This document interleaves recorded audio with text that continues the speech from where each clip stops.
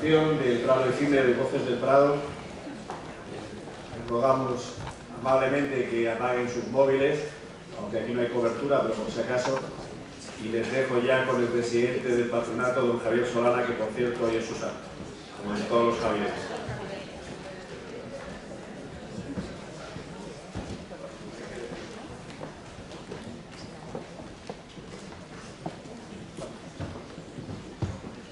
Muy buenos días a todos y muchísimas gracias por venir a esta convocatoria del museo. Estamos llegando al fin de la celebración y queríamos hoy presentaros dos iniciativas que estarán en la web, que las podéis ver en la web. Una es una recopilación de impresiones sobre el museo de personas que han tenido a lo largo de estos últimos años, vivos, en contacto de una cierta intensidad con el museo. Hablan directores, trabajadores del museo, amigos del museo, gente que de una u otra manera, algunos que se han cogido al azar, otros son personalidades conocidas, expresan lo que para ellos es el Prado. Y es muy emocionante, yo lo he visto y me parece que van a disfrutar quienes lo quieran ver. Ustedes como periodistas lo tendrán que ver para poder contarlo, pero estoy seguro que más de uno se va a emocionar con las palabras que va a escuchar sobre el museo.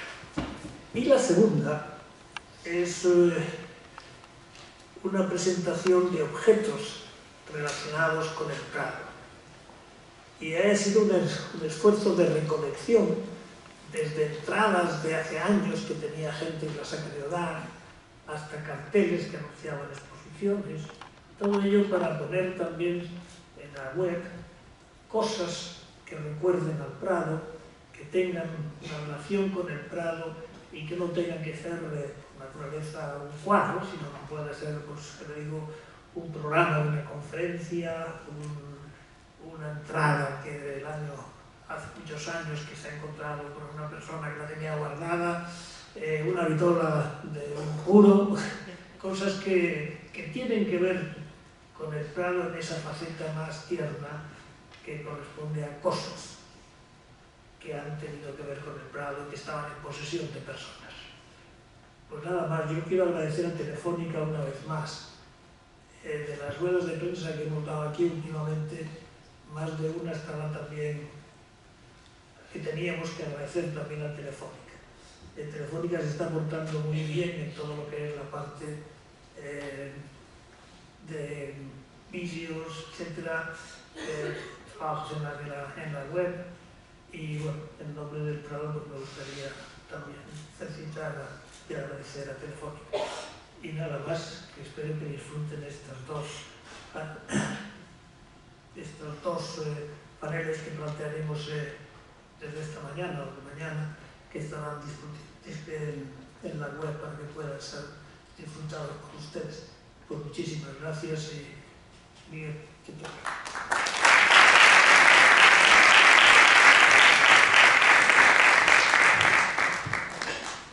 Sí, yo quería incidir un poco en lo que ha señalado el presidente. Ya va concluyendo el bicentenario, ¿no? Ya sabéis que concluirá el día 15 y es un momento para empezar a hacer alguna recapitulación, de echar la vista atrás, ¿no? Aunque en su momento pues, organizaremos una rueda de prensa para hacer el balance, ¿no?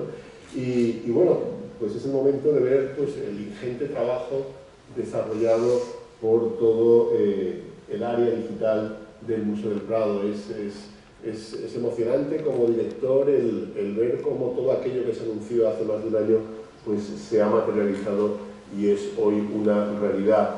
Tenéis bueno, pues, todo tipo de actividades, muchas de las cuales han tenido un carácter efímero, pero muchas más tienen un carácter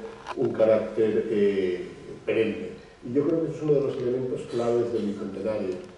Evidentemente, como todo bicentenario, pues tenía que tener un carácter de efeméride, que viene de efímero, que tiene de la brevedad, de la coyuntura, pero quisimos que muchos de estos proyectos pues, tuvieran una una vida mucho mayor, que pasaran a incorporar, a formar parte del acervo, en este caso, mayoritariamente documental del Museo del Prado. En ese sentido, pues, proyectos como fue la memoria audiovisual pues, eran realmente importantes, y lo son los dos que hoy vamos a presentar. Por un lado, Voces del Prado, que surgió como la intención del Prado de dotarse de un archivo oral. El Prado tiene un magnífico archivo documental, sabéis además, porque lo presentamos hace más de un año, que fuimos el primer museo español, uno de los primeros de Europa y del mundo, en poner a disposición de todos aquellos que quisieran a través de su página web acceso a la documentación del museo, y ahora hacemos lo mismo con estas Voces del Prado, que es, como digo, pues incorporar estos testimonios de personas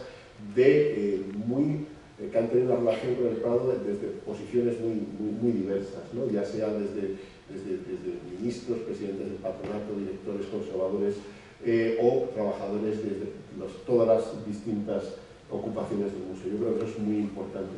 Y por otro lado, este otro proyecto del Prado efímero. El Prado efímero, de alguna manera, lo que quiere hacer es recordar a los españoles hasta qué punto el Museo del Prado forma parte de su imaginario visual. Cómo a lo largo de su vida, desde su niñez hasta su muerte prácticamente, pues el español está rodeado de imágenes que proceden del Museo del Prado. Unas veces lo sabe y otras veces pues están de ahí de una forma inconsciente. Se han señalado antes pues todo lo que genera el propio Prado, sin duda, desde lo que son los folletos, los carteles, lo que pueden ser las entradas, pero tantas otras aspectos de nuestra vida cotidiana donde se han ido colando, se han ido introduciendo imágenes del museo, las vitolas, de los puros, las etiquetas, de los licones, de los billetes de lotería, y tenemos ahora en el museo una exposición de algunos de ellos, ¿no? Pues esa presencia que demuestra pues algo que hemos venido diciendo durante todo el bicentenario, ¿no? Esa forma absolutamente especial como el Museo del Prado se ha entreverado con la sociedad española.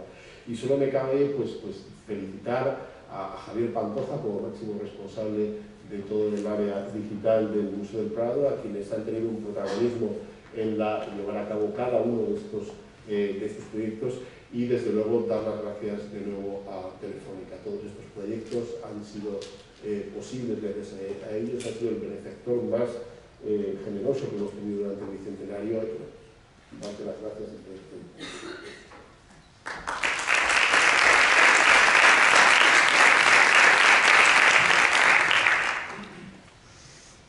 Hola, buenos días a todos. En nombre de Telefónica, el agradecimiento es nuestro, agradecimiento al Museo del Prado por dejarnos acompañaros desde hace ya algunos años, ¿no? En todo lo que estáis haciendo de desarrollo tecnológico, desarrollo digital.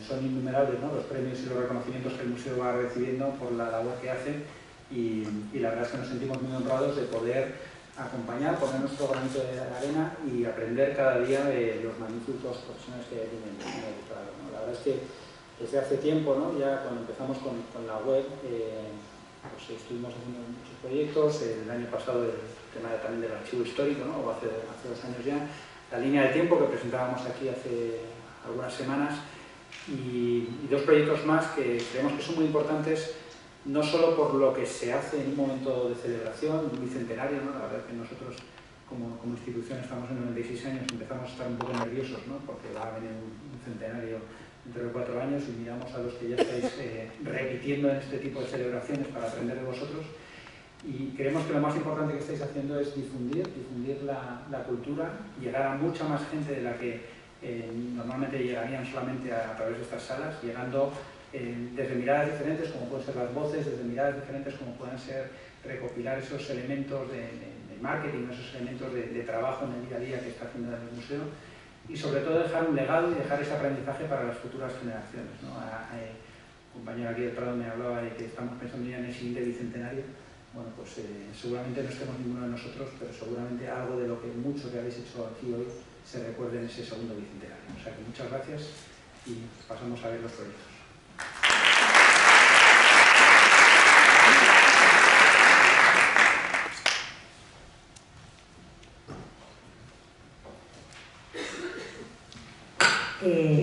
Buenos días a todos, muchas gracias por asistir a la presentación de estos 2 sitios web. y yo voy a contar un poco lo que hemos denominado Prado efímero. El Prado efímero es un archivo documental que ponemos en web a disposición de todo el mundo y que reúne información, metadatos e imágenes digitales de lo que hemos venido a llamar impresos de carácter efímeros producidos por el museo o producidos por algunas otras instituciones públicas. Estoy hablando de postales, folletos, carteles, entradas, invitaciones, felicitaciones de Navidad, sellos, billetes de lotería, tarjetas telefónicas y algunos otros soportes impresos en principio en papel, aunque últimamente estamos incorporando también los carteles y las felicitaciones generadas en digital. Pues bien, el Prado efímero tiene una estructura muy similar a cualquier otro canal web del museo. Este contiene una serie de textos un poquito más largos para quien quiera tener un poco más de información sobre el concepto de impresos efímeros, ¿no? ¿Por qué les llamamos impresos efímeros? Pues porque son papeles con contenido visual y textual que en el momento de su creación no tenían importancia, ¿no? Los folletos se tiraban una vez que se abandonaba la exposición para la que habían ayudado a hacer el recorrido, o incluso se tiran las tiradas enteras sobrantes cuando la exposición o el evento ya se ha celebrado, ¿no? Los carteles, bueno, tenían un poquito más de vida porque había gente que se llevaba el museo a su casa y lo colgaba en sus paredes o en las de su despacho, pero acababan arrumbados, deteriorados y también desaparecían, ¿no? Las postales se enviaban y el receptor de esa postal pues probablemente no las conservaba, y así con todos los folletos.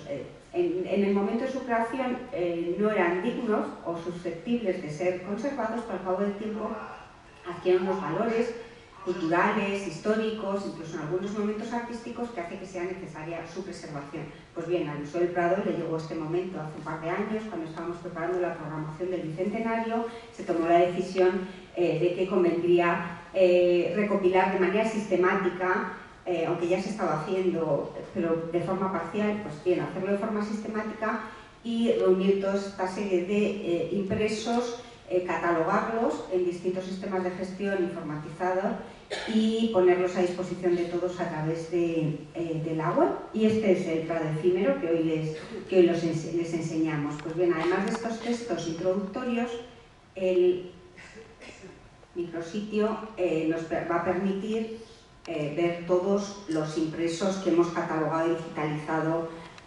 aquí. ¿Qué ha pasado con estos impresos? Que han ayudado muchísimo a difundir de manera masiva la imagen de las obras de arte del museo entre públicos que no eran los propios del museo, no eran los visitantes. Todas las personas que compran billetes de lotería con una anunciación o con una actividad no nos visitan en el museo, pero sí que hacen suyas estas obras. Y estos impresos han permitido que esta colección, con unos valores artísticos y simbólicos tan importantes, lleguen y calen en los sentimientos de tantos españoles y de tantas otras personas que nos visitan, convirtiendo al museo y sus colecciones en ese lugar de memoria del que se hablaba en la exposición del Bicentenario. Pues bien, estos 2020 objetos digitales tienen una estructura bastante similar a cualquier otro sitio que tengamos en la web del museo. Permite ajustar la búsqueda a través de unas facetas. Aquí vemos que tenemos 624 postales, 573 folletos, 316 carteles, 235 invitaciones de exposiciones o de actividades, 97 billetes de lotería, 87 entradas al museo, 63 sellos y una categoría, un cajón desastre que hemos denominado Varia y que luego les contaré qué contiene. Pues bien, luego esta búsqueda también se puede acotar por autor, aunque en este caso no es demasiado relevante porque casi todos los impresos son de autor anónimo, pero sí que tenemos otra categoría que sobra representada. A partir de esta categoría podríamos ver muchos de los cuadros que se reproducen en estos objetos y otra categoría que es autorrepresentado y que es también importantísima para saber y para conocer qué obras de qué autores se han reproducido en estos objetos. Por ejemplo, si viéramos Fra Angelico, pues veríamos que tenemos de la Anunciación un sello, una tarjeta de felicitación navideña, un plano del Museo General, otros planos, un póster, un cartel, las entradas al museo, las últimas todavía activas, e incluso tenemos la invitación para la inauguración de la exposición La belleza encerrada. Bueno, pues esto es un poco para que vean qué tipo de recursos se generan. También tenemos algo de la Virgen de la Granada, que fue la última adquisición de obras de Fra Angelico. Bueno, pues esto sería una búsqueda muy general del micrositio web. Y bueno, hemos puesto también una especie de mosaico con algunas de las obras más relevantes de cada una de las secciones. Y tenemos una caja de búsqueda para poder buscar por términos generales. Y aquí podremos poner, pues, por ejemplo, una búsqueda sobre un autor bastante representado en el micrositio, por lo tanto, en estos materiales efímeros, como es el Bosco, y pueden ver desde un folleto a un cartel, una invitación para la exposición del Bosco de 2016, la invitación para la visita la visita profesional de 2016, pero también tenemos billetes de lotería, tenemos entradas ilustradas con recreaciones infantiles de las obras del Bosco y bueno, este tipo de información es el que podemos recuperar. Podríamos buscar también por una de las obras más emblemáticas de la colección, si no es la más importante.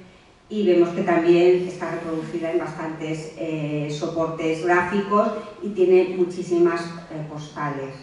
Bien, pues si nos volvemos a la página principal del micrositio, vemos que luego se han estructurado a través de una serie de secciones que tienen que ver con la tipología del documento que recogen. Por ejemplo, el Museo de Papel recoge todos los carteles que conservamos en la colección, en este caso de la biblioteca, y aquí tenemos, igual que hay un mosaico en la página principal del micrositio, también hay un mosaico con obras seleccionadas en cada una de las secciones. Y vamos a volvernos para que vean un poco qué tipo de carteles tenemos. Los más antiguos son estos dos primeros, el cartel de la exposición El arte en España, que se realizó en Barcelona con motivo de la exposición del año 1929, que se ilustraba con una obra de Velázquez, ¿no? El Príncipe de Baltasar Carlos a caballo. Tenemos un cartel muy importante para nosotros, es probablemente el más valioso de la colección, que es el cartel en formato apaisado de la exposición que se celebró en Ginebra con las obras de arte del Museo del Prado que se habían trasladado para su salvaguarda durante la Guerra Civil. Como en todos los sitios o canales web del museo, la imagen se puede descargar. Esta tiene bastante buena resolución y es gratuita para uso privado. Tenemos una serie de carteles. Aquí, es que se me ha quedado ahí un poco. Aquí. Vale, gracias. Volvemos un momentito a los carteles y vemos que también tenemos otros carteles.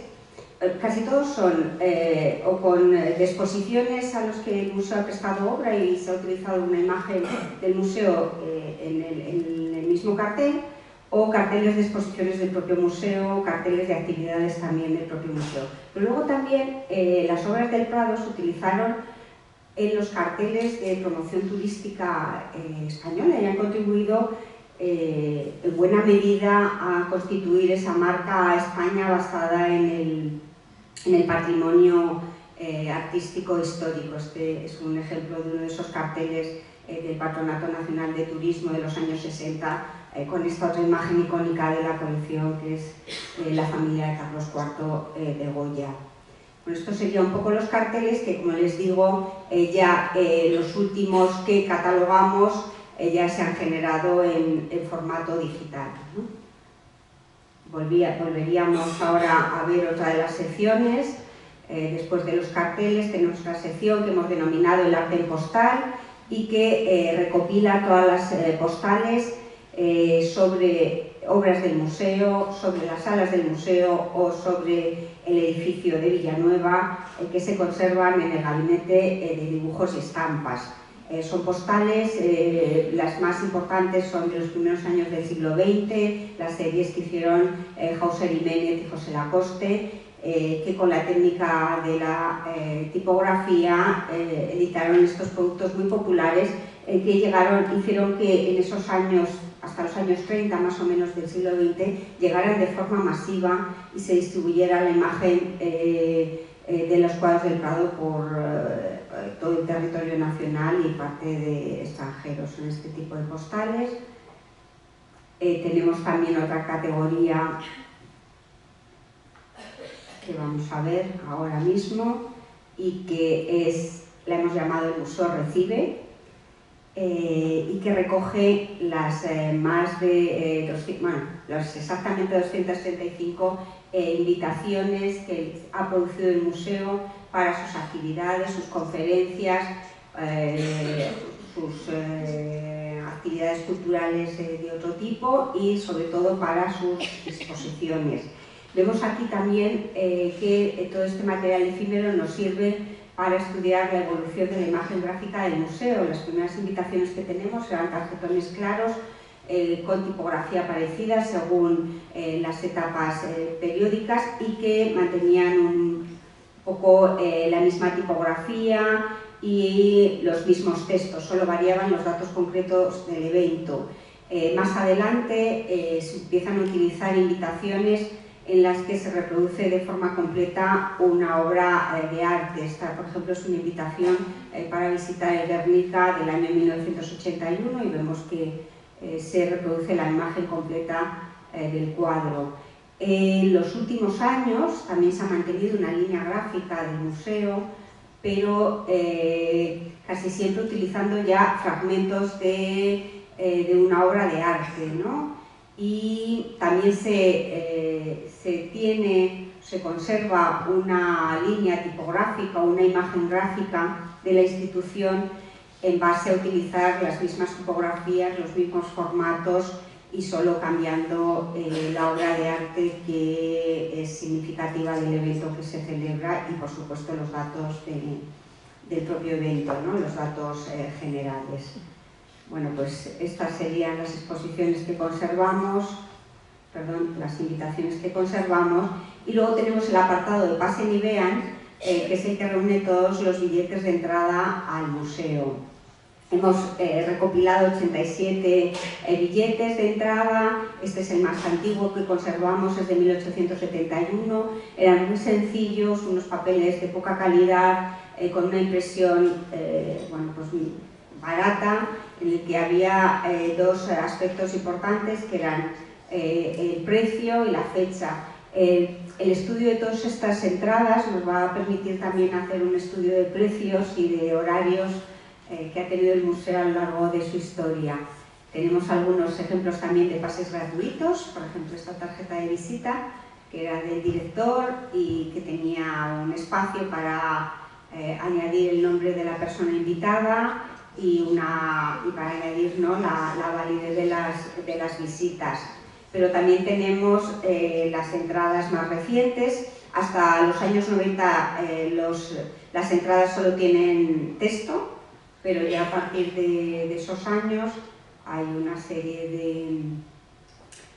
de entradas que empiezan a contener imagen, diseño gráfico, a veces no es un cuadro o la imagen del edificio, pero sí algún elemento de diseño gráfico que configura una identidad para esta entrada, e incluso se llegaron a hacer en bastantes ocasiones entradas específicas para alguna exposición, ¿no?, con su propia imagen. Pues bien, estos serían las 87 entradas que mostramos, y luego tenemos la sección El Museo Desplegado, que lo que hace es recoger todos los folletos que tenemos en la colección que se guardan en la biblioteca. Hay 573 folletos, una de las colecciones más voluminosas, y aquí no solo se puede seguir la imagen gráfica que ha desarrollado el museo a lo largo de su historia, sino que también vemos los contenidos que se han querido primar en un momento o en otro, y vemos cómo ha sido la trayectoria científica y la generación de conocimiento dentro del museo, un poco también a través de las exposiciones que se reflejan en estos folletos con bastante información en algunas ocasiones. Suelen ser de tres tipos: por una parte folletos conmemorativos de una exposición, como este del centenario de Goya en 1928, folletos de exposiciones que se celebran en el museo, como este Velázquez y lo velazqueño en 1960, o folletos con información general del propio museo y con información de dónde están ubicadas las obras en cada una de las salas, con lo cual también son muy ricos para tener datos sobre cómo ha evolucionado la museografía de nuestra institución. Pasamos a otra de las secciones, que la hemos llamado Arte con Suerte, y como se pueden imaginar es la que recoge los billetes de lotería que nos ha cedido Loterías y Apuestas del Estado. Son lo que ellos llaman capillas, que en realidad son las pruebas de imprenta antes de asignarle un número a cada décimo de estos sorteos.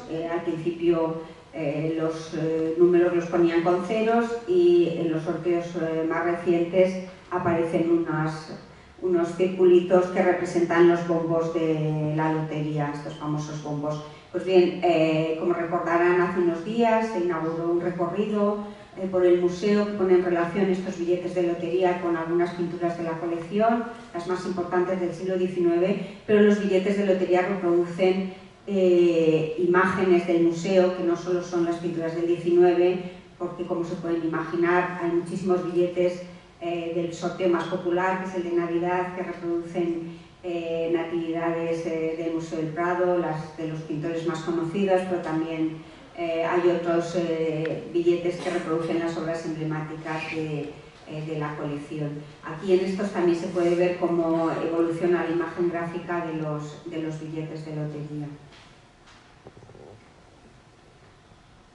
Y finalmente hemos hecho un apartado que lo hemos denominado Varia, y en el que hay una serie de elementos impresos sobre papel de muy diversa signo. Por ejemplo, los billetes de banco. Tenemos pocos en la colección, pero cuadros del museo o autores representados en el museo, o incluso la imagen del propio museo ha sido protagonista en algunos billetes de banco. Tenemos una curiosidad, que es un banderín con la imagen del museo, bastantes tarjetas de felicitación navideña, que estas también ahora se producen en digital, e igualmente las catalogamos y las conservamos. Contamos con calendarios, con algún recortable, con otro tipo de soportes que incluso han desaparecido, como los billetes de metro, que en 1989 se ilustraron, se decoraron con obras de Goya. Incluso tenemos tarjetas telefónicas que en el año 1994, con motivo del 175 aniversario del museo, se imprimieron estas tarjetas, que eran una tecnología muy puntera entonces y que sustituían las monedas, el uso de las monedas en las cabinas, y que han resultado, con la llegada de los móviles, casi tan efímeras como estos materiales de los que estamos hablando, ¿no? Probablemente haya generaciones de jóvenes que no sepan ni lo que era una tarjeta telefónica porque nunca lo usaron. Tenemos algún calendario y tenemos series filatélicas. El museo, sus obras, las obras del museo han sido las protagonistas de bastantes series de sellos, y aunque no tenemos completa la colección, nos falta muy pocos elementos. Pues bien, un poco con todas estas secciones, con este paso por las secciones, vemos que es el material efímero que ha recopilado el museo, que por ahora solo hemos recopilado lo producido por el museo y lo producido por otras instituciones públicas, porque intentar reunir todos los objetos en papel en los que el museo tiene una imagen de una de sus obras sería una tarea de titanes, igual la abordamos, pero imagínense la cantidad de veces que se ha utilizado un cuadro para hacer un etiquetado de un producto comercial, para hacer marcapáginas o para hacer cualquier otro tipo de productos efímeros que se nos ocurran, ¿no? Abanicos y demás.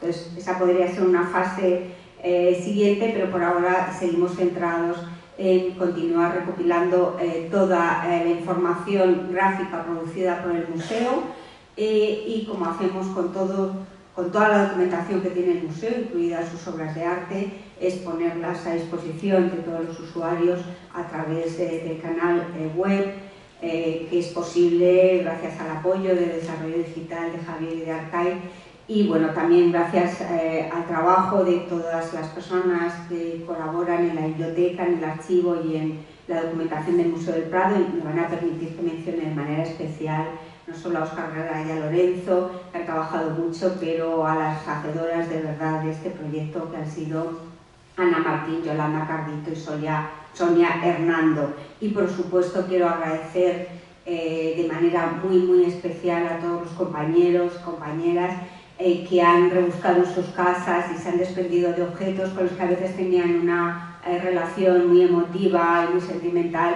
para donarlos al archivo, a la biblioteca o al gabinete de dibujos y estampas, y así convertir todos estos objetos personales de la vida cotidiana en objetos de todos. Muchas gracias.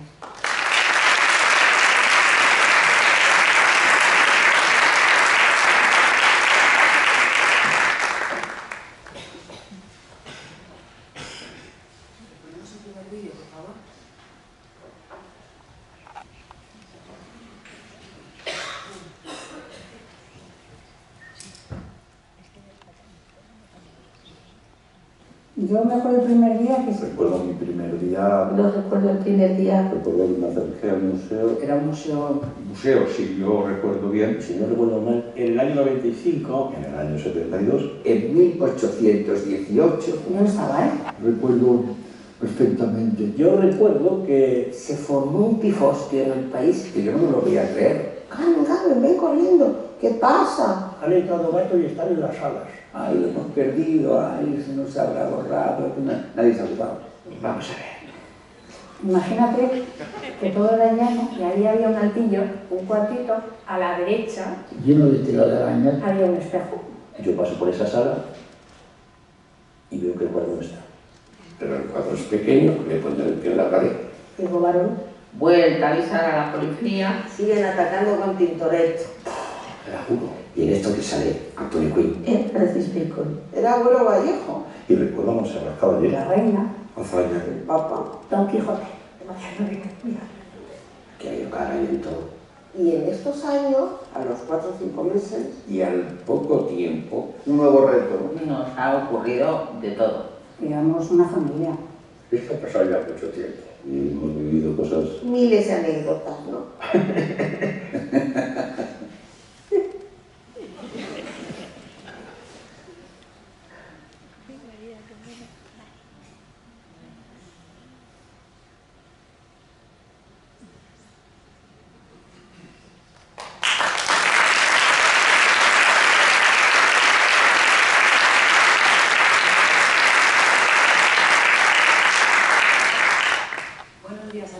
Y gracias por venir, de veras. Y gracias al presidente, al director y al patrocinador por apoyar la construcción de la historia oral del Museo del Prado. Permítanme empezar por la intrahistoria del mismo proyecto, y es que en 2013 Enrique Quintana nos dice: es importantísimo preservar el testimonio de 3 personas que han sido fundamentales en el museo. Una es Pepe Manso, ebanista y rentelador, que ha sido el maestro de los restauradores actuales del taller. Otra es Ángel Macarrón, que es un nombre más conocido por la traída del Tesoro Español de Ginebra a nuestro país, nieto de los fundadores de la Casa Macarrón, proveedor histórico del taller de restauración del museo. Y luego una tercera persona, que era Carlos Manso.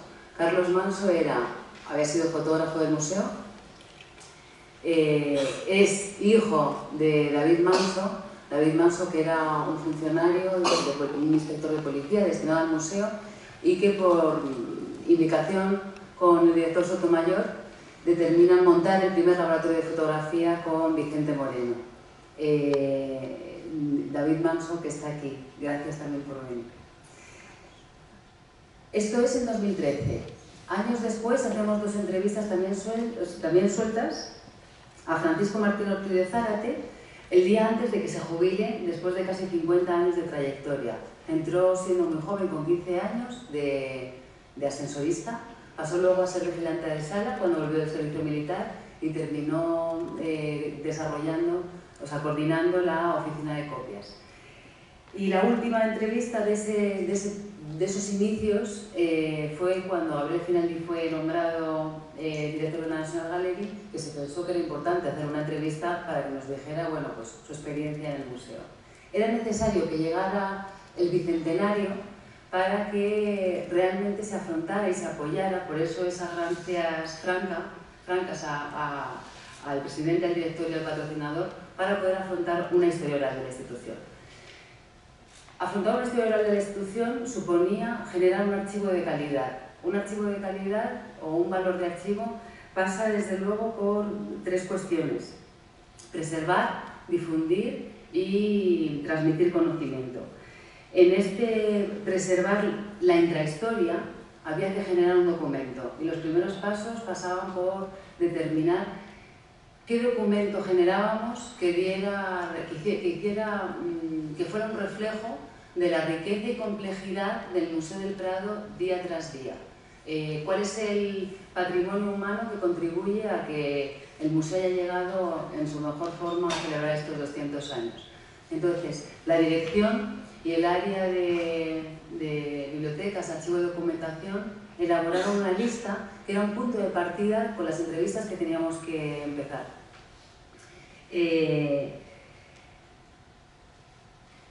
Estas primeras entrevistas tenían que, respondiendo a este generar documentos, ser fieles también a algo fundamental de la historia oral. Esto es hacer un relato coral, una narración colectiva, y de ahí intentar encontrar ese reflejo, ¿no?, de la complejidad del patrimonio humano. La segunda parte era difundir ese relato colectivo, y lo tuvimos muy presentes haciendo las entrevistas y luego en la posterior edición, de manera que íbamos a fragmentar las entrevistas para poder encontrar hilos temáticos que se relacionaran con otras entrevistas. Para eso, el desarrollo de la página web y la colaboración con el área de desarrollo digital ha sido esencial y tenía que responder a estas necesidades que os estoy comentando. En la página web, que estamos viendo el microsite de Voces del Prado, tenemos esta cabecera que nos lleva a toda la colección de entrevistas. Se han desarrollado 60 entrevistas, se han realizado 60 entrevistas, pero solamente por el momento hemos llegado a editar 36. De esas 36 hay 504 resultados. Esos resultados se refieren a los 504 relatos de los que se nos hablan. Si volvemos a la home, hemos decidido comenzar por un testimonio en primera persona, una entrevista completa, que sería la de Aicha Quintana. Si entramos, iríamos directamente a una página interior y como vemos en la lista de reproducción de la derecha estarían cada uno de los capítulos en los que se ha dividido esa entrevista, que en este caso son 19 fragmentos, y hemos facilitado la transcripción para que se la pueda descargar quien quiera leerlo en vez de ver el vídeo. Aquí aparecería el colectivo al que pertenece, Alicia Quintana, y la cronología de la que hablan los fragmentos de las que está dividido su entrevista. Si pasamos de nuevo a la home, estamos proponiendo un tema, el impacto del Guernica.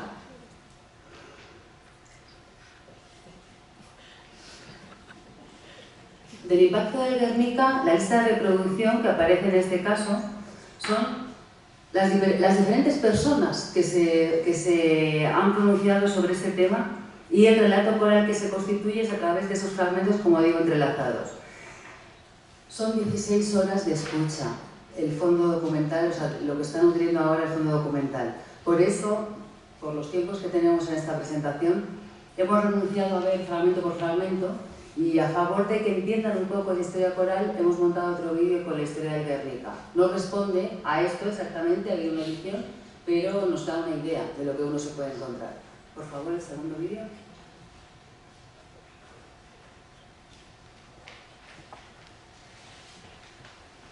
Como era todo tan secreto, yo ya sabía por otras personas que ya estaban volando para España con el Guernica. Total, que primero tuve que estar trabajando, que me da un agobio, en un cuarto pequeño que se hizo para meter el rulo enorme aquel. Se empezó por desmontar los pequeñitos, ¿no? Y el rulo aquí. Y detrás de mí, en la esquina, un guardia civil con metralleta cargada, que también yo venía del mayo del 68 de la universidad de correr, ¿no? Y de los follones que se organizaron, que realmente fueron graves, ¿no? Y allí todo el día por el... Y yo decía, mira que si se le escapa la metralleta.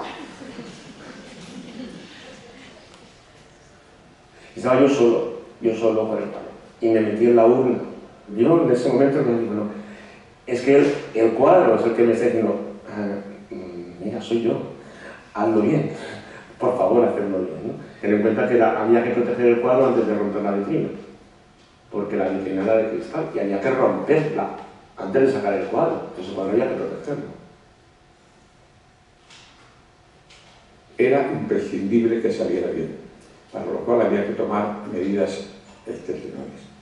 Escogimos hasta el día y la ruta, es decir, el día no fue casual, el día fue, si no me equivoco, el 26 de julio del 92, que fue el día siguiente de la inauguración de las Olimpiadas de Barcelona, para que el eco mediático fuera algo menor, se distribuyera con otro hecho importante a nivel mundial como eran las Olimpiadas. Y después se estudiaron 2 o 3 rutas alternativas que no se dijeron nunca públicamente para evitar en esa ruta que pusiesen en un escalón tipo Carrero Blanco, por decirlo de alguna manera. Bueno, se hizo el recorrido, se trasladó a Reina Sofía, se desmontó allí, se trasladó en el ascensor al piso donde se puso y donde estaba hasta hace unos años, que ya se puso sin ninguna protección como un elemento más del museo, indicando pues, que en España la sensibilidad hacia el arte, hacia Picasso, hacia Guernica y hacia la guerra civil, pues ha ido, digamos, disminuyendo.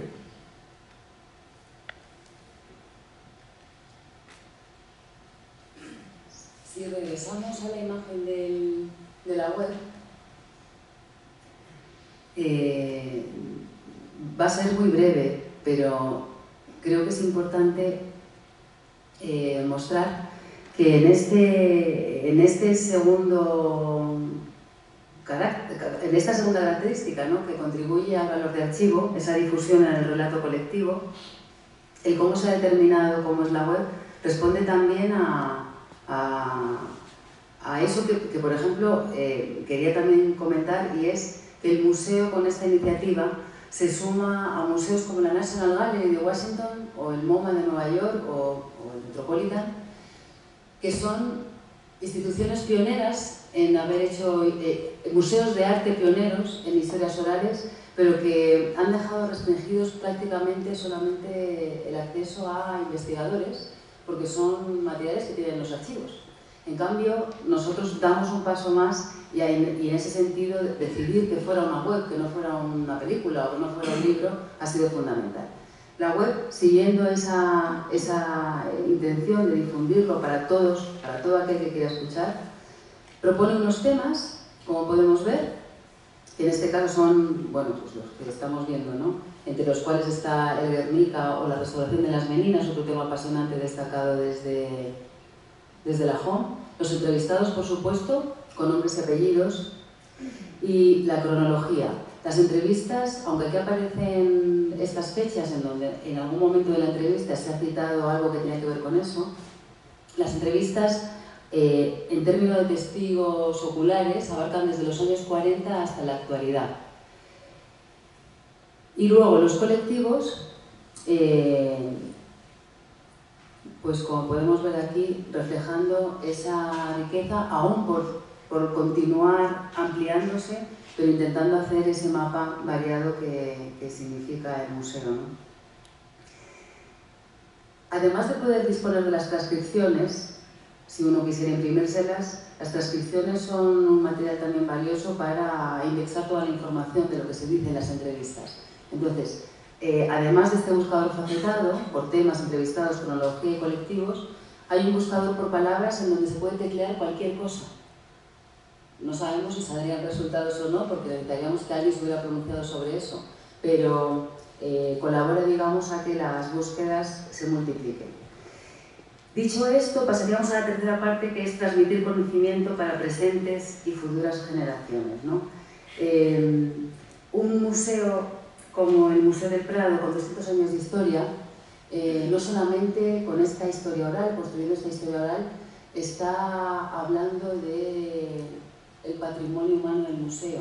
Siento que también está hablando, y es un reflejo de, pues desde los 40 años, es un espejo un poco de nuestro país.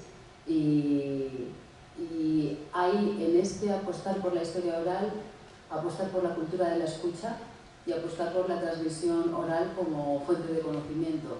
Alternativa a la historia escrita, que lejos de querer contradecirla, lo que hace es enriquecerla y dar eso, un reflejo un poco más complejo y lleno de matices, ¿no?